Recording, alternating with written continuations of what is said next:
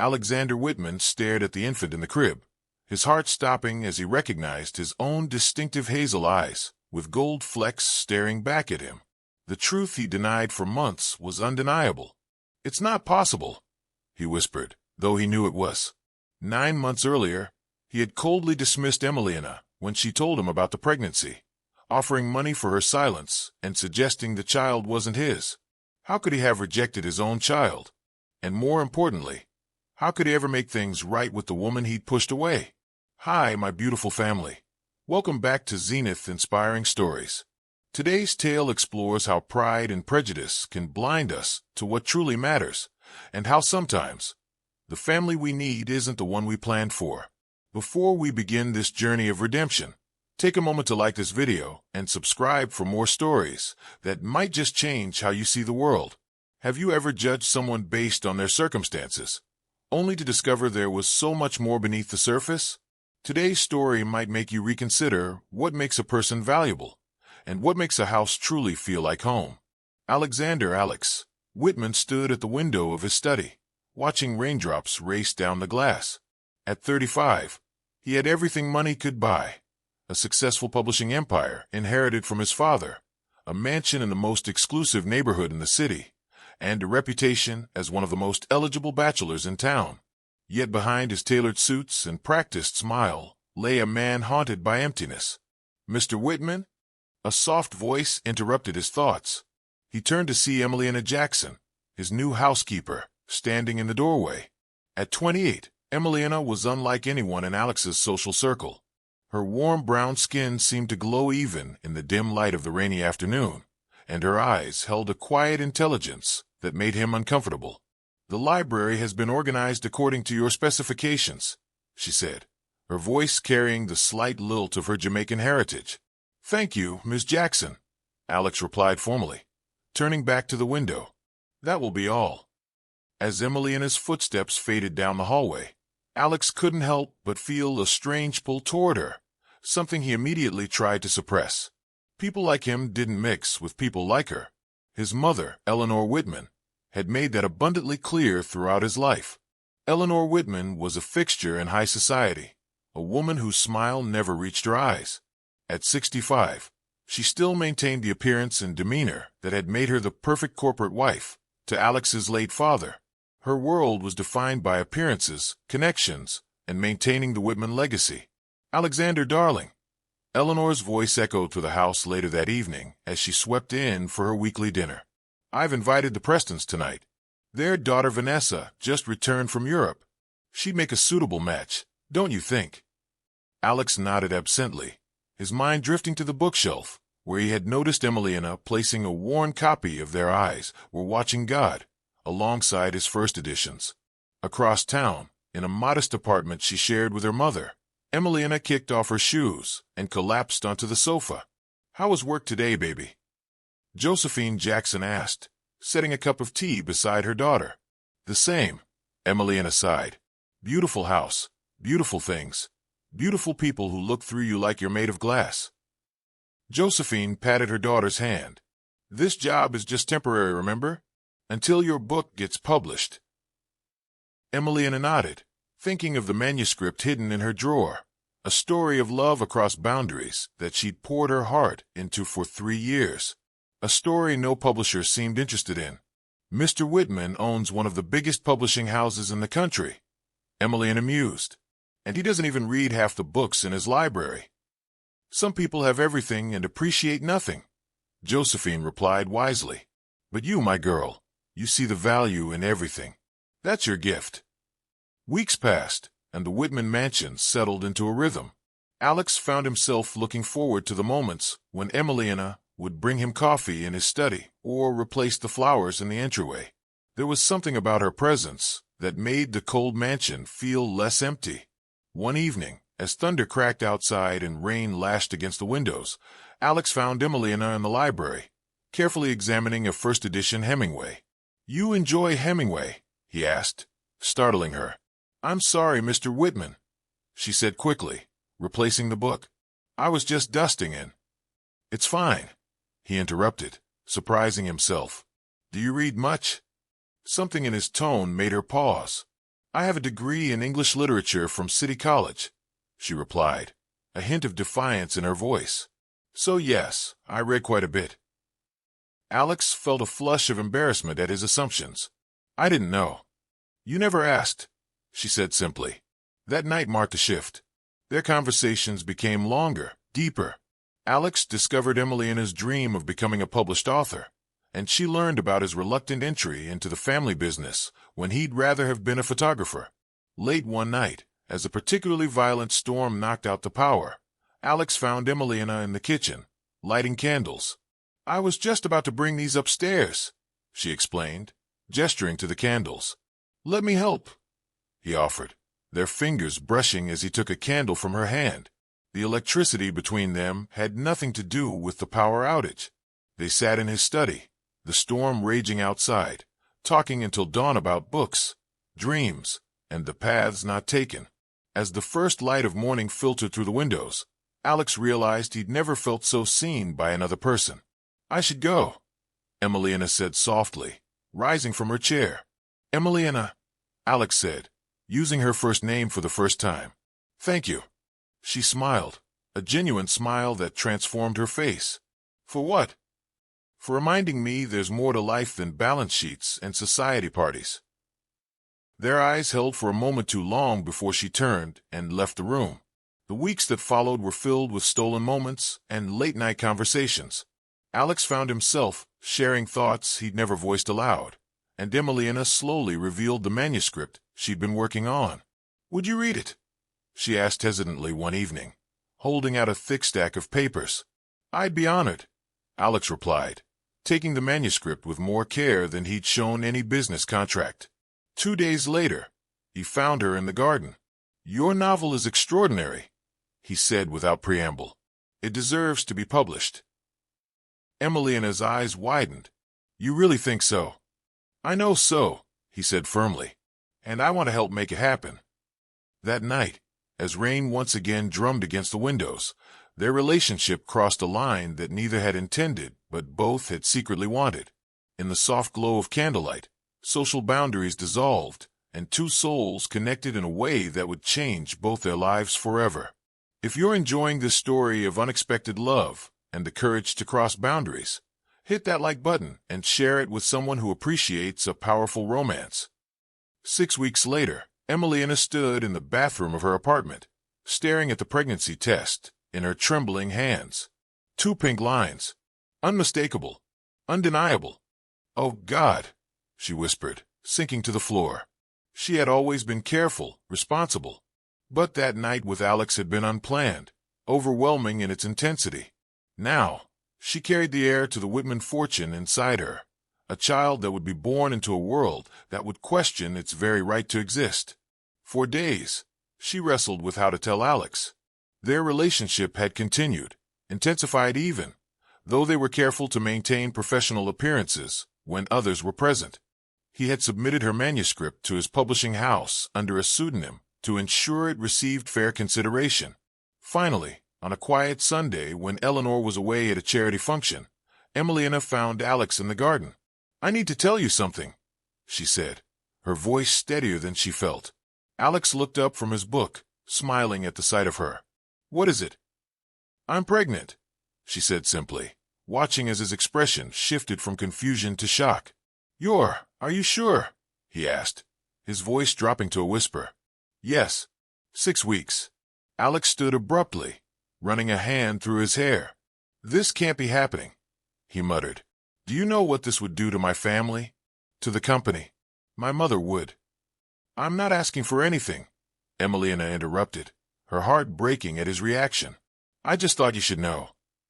We need to be practical about this, Alex said, his voice taking on the cold, businesslike tone she hadn't heard directed at her in months. I can arrange for the best care, discretion, and financial support, of course. Emiliana stared at him, the man she'd fallen in love with suddenly a stranger. Are you suggesting I terminate this pregnancy? I'm suggesting we handle this like adults, Alex replied, not meeting her eyes. This child would face nothing but challenges. Neither of us planned for this. No, Emiliana said firmly, backing away. This conversation is over. I'll be resigning from my position, effective immediately." As she walked away, Alex called after her, "Emiliana, please, be reasonable." She turned, tears streaming down her face. "I thought you were different. I thought what we had was real. But when it comes down to it, I'm still just a help to you, aren't I?" The next day, Emiliana's resignation letter arrived by courier, along with the key to the service entrance. Alex tried calling her repeatedly, but she never answered. Within a week, her number was disconnected. 8 months passed. Emiliana's novel, Boundaries of the Heart, was published to critical acclaim. Her editor had fought for her work, never knowing she was the woman who had disappeared from the Whitman household. The book's exploration of love across social and racial divides had struck a chord with readers, and it was quickly climbing the bestseller lists. Alex saw the book displayed prominently in the front window of his favorite bookstore. The author's name, E.J. Williams, revealed nothing, but he knew. He'd read those words before, felt their power. He bought a copy and read it in one sitting, recognizing pieces of their story woven throughout the narrative. When he learned that E.J. Williams would be doing a reading at a small bookshop across town, he knew he had to go. He arrived early, sitting in the back row, his heart pounding as Emiliana walked onto the small stage. She was radiant, her pregnancy now obvious. The sight of her swollen belly made Alex's throat tighten with emotion. She read a passage about forgiveness and second chances, her voice strong and clear. When she finished, the room erupted in applause. Alex waited until the crowd thinned before approaching her. When she looked up and saw him, her smile faltered. "Congratulations on the book," he said softly. "I always knew it would be a success." "Thank you," she replied formally, one hand resting protectively on her belly. "Emiliana, he began, but was interrupted by Eleanor Whitman's voice cutting through the bookshop. "Alexander, there you are. I've been looking everywhere for you." Eleanor approached, her gaze sliding dismissively over Emiliana before recognition dawned. "Isn't this our former housekeeper?" "Mother, this is Emiliana Jackson, the author I was telling you about," Alex said, his voice tight. Eleanor's eyes narrowed as she took in Emiliana's condition. "I see. How interesting." She turned to Alex. "We're late for the board meeting. The Preston merger won't negotiate itself." As Eleanor walked toward the exit, Alex hesitated. "I need to talk to you," he said urgently to Emiliana. "Please." "There's nothing to talk about," Emiliana replied, her voice steady despite the emotion in her eyes. "You made your choice 8 months ago. If you're invested in Alex and Emiliana's journey, don't forget to subscribe and hit the notification bell to catch the conclusion of this powerful story." 3 months later, Alex sat in his office, staring at the envelope that had arrived that morning. Inside was a birth announcement.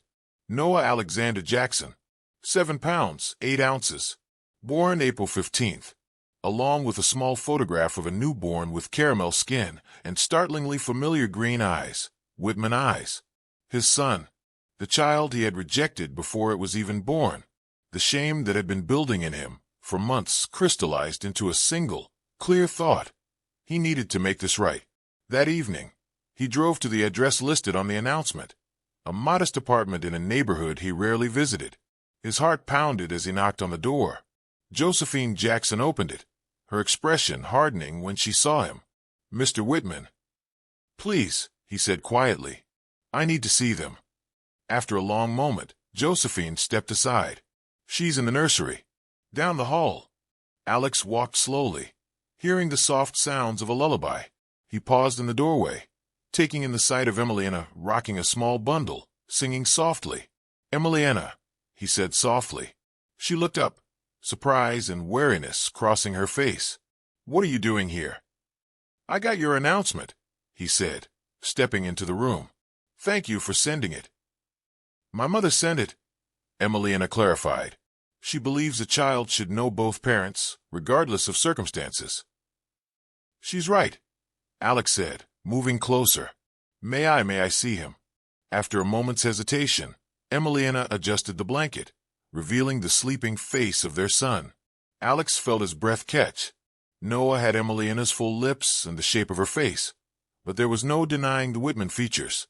The straight nose, the set of his jaw, and those distinctive green eyes that fluttered open as if on cue. "He's perfect," Alex whispered, tears filling his eyes. "Why are you here, Alex?" Emiliana asked directly. "Really?" "To apologize," he said, meeting her gaze. "To tell you I was wrong. To ask, no, to beg, for a chance to be part of his life. Part of your lives, if you'll let me." "You rejected him," Emiliana said, her voice breaking. "You rejected us." "I was afraid," Alex admitted. "Afraid of disappointing my mother, afraid of the board's reaction, afraid of the gossip. But these past months without you, I've realized none of that matters. What matters is that I love you, Emiliana. I've loved you since that night in the storm when you showed me who I could be instead of who I was expected to be." Emiliana's eyes filled with tears. "Words are easy, Alex. Actions are what count." "I know," he nodded. "That's why I've made some changes. I've restructured the company. I've told my mother about Noah, about us. It wasn't easy, but she's going to have to accept it if she wants to be part of her grandson's life." "And if she doesn't?" Emiliana challenged. "Then that's her loss," Alex said firmly. "I won't lose my son, or the woman I love, for anyone's approval, not even hers." Noah began to fuss, and Emiliana gently bounced him. "He needs to be fed." "Can I stay?" Alex asked. "Just to talk. I have so much to make up for." Emiliana studied him for a long moment before nodding slowly. "You can stay. But Alex, this isn't just about you and me anymore. Every decision affects Noah now." "I understand," he said solemnly. "And I promise you, from this moment on, he comes first. Always." 6 months later, the Whitman estate was transformed. The formal gardens now featured a colorful play area, and the austere study had been converted into a nursery filled with books, toys, and a rocking chair where either parent could soothe Noah to sleep. The christening of Noah Alexander Whitman Jackson was the social event of the season, though not for the reasons Eleanor had initially feared. Instead of scandal, the union of Alex and Emiliana had become a symbol of changing times, of love that transcended social boundaries. Eleanor Whitman stood at the baptismal font, her expression softening as she held her grandson. The past months had not been easy for her, but the undeniable bond between Alex and his son, and the genuine love between him and Emiliana, had gradually worn down her resistance. "He's your father's chin," she remarked to Alex, touching Noah's cheek gently. "And his mother's spirit," Alex replied, smiling at Emiliana, who stood radiant in a cream-colored dress, her second novel already generating buzz in literary circles. After the ceremony, as guests mingled on the lawn, Alex found Emiliana standing by the rose garden, watching Noah being doted on by Josephine. "Happy?" he asked, slipping his arm around her waist. "Beyond words," she replied, leaning into him, "though I still can't believe how much has changed in a year." "I can," Alex said, turning to face her. "From the moment you walked into this house, everything changed. You made me see the world differently, see myself differently." He reached into his pocket and pulled out a small velvet box. "I know we've done everything out of order, but I was hoping we might get this part right." Emiliana's eyes widened as he opened the box to reveal a vintage emerald ring. "This was my grandmother's," he explained. "The only woman in my family who followed her heart instead of society's expectations. She would have loved you." "Alex," Emiliana breathed. "Emiliana Jackson, you've given me a son, a purpose, and a love I never thought possible. Will you marry me? Not because of Noah or convenience, but because I want to spend every day of my life with you." Tears spilled down Emiliana's cheeks as she nodded. "Yes," she whispered. "Yes." As Alex slipped the ring onto her finger, applause broke out. They turned to see their families watching, Josephine beaming with Noah in her arms, and Eleanor standing beside her, a tentative smile on her face. Later that evening, as Noah slept peacefully in his crib, Alex and Emiliana stood on the balcony overlooking the estate that had once felt like a prison to him and a workplace to her, but now felt like home to them both. "I've been thinking," Alex said, "about expanding the publishing house's diversity initiative. We need more voices like yours, stories that challenge perspectives and open hearts." Emiliana smiled. I know just the person to head that department. Who? Me, she said confidently. If you're serious about change, start at the top. Alex laughed, pulling her close. Mrs. Whitman Jackson, I believe you've just created your own job. That's what happens when you fall in love with your boss, she teased, before growing serious. Thank you for finding the courage to choose us, Alex. Thank you for giving me a second chance, he replied, kissing her softly, for showing me that the greatest legacy I can leave isn't wealth or status, but love. Love doesn't see color, status, or bank accounts. True love sees the soul beneath all those external trappings we hide behind. For Alex and Emiliana, it took the miracle of their son to break down the walls of prejudice and fear that threatened to keep them apart. Their story reminds us that sometimes the greatest act of courage is to love openly, honestly, and without reservation, even when the world tells you it's impossible. It reminds us that family isn't defined by blood alone, but by the bonds we choose to honor and protect. As Noah grows up in a home filled with books, laughter, and the love of two families united, he'll carry forward a new legacy, one built on acceptance rather than exclusion, on love rather than fear. If this story touched your heart, don't forget to like, subscribe, and share it with someone who needs to be reminded that love can truly conquer all boundaries. And let me know in the comments, what walls have you broken down in the name of love? Until next time, this is Zenith Inspiring Stories, reminding you that the most powerful stories are the ones that change how we see the world and ourselves.